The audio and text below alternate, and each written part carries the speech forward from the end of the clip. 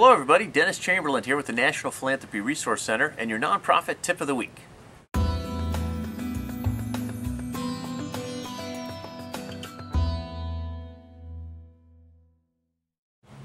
This week I want to talk to you about some quick tips to jumpstart your grant writing program. Creating a winning grant proposal not only makes sense for your organization, but it also allows you to take advantage of those funding opportunities that pop up from time to time. You can find a list of grant makers that will support your program by visiting online resources like the Foundation Center. Or you can walk directly into your local community foundation and ask them for assistance in finding funding sources that will support programs like yours.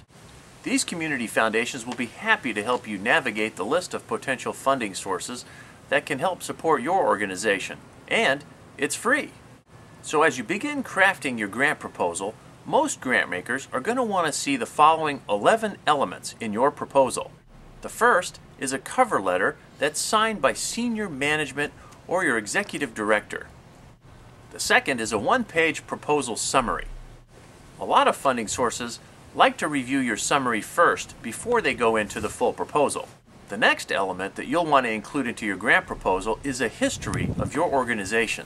Then you'll want to provide a very detailed description of the issue for which you're seeking funding. Then you'll want to provide a description of the problem that you see that lies within this issue.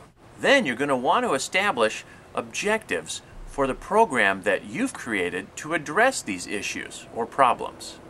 Next, you're going to want to describe the methods by which you're going to bring about change. After that, you're going to want to explain and define how you describe success.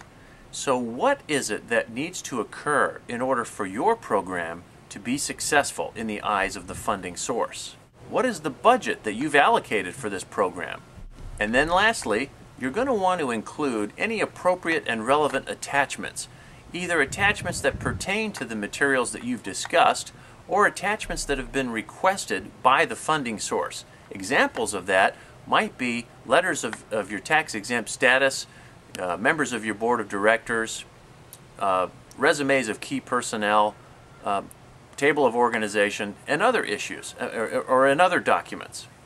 Now, the various attachments that you might be asked to include in your proposal will vary depending on the funding source that you're submitting your proposal to. But some things to keep in mind will be that it might oftentimes include a copy of your 990. And increasingly so, funding sources are requesting copies of your audited financials. So if your financials aren't being audited, you might want to consider beginning that process. So those are some key tips to jumpstarting your grant writing program. For the National Philanthropy Resource Center, I'm Dennis Chamberlain, and that's your tip of the week.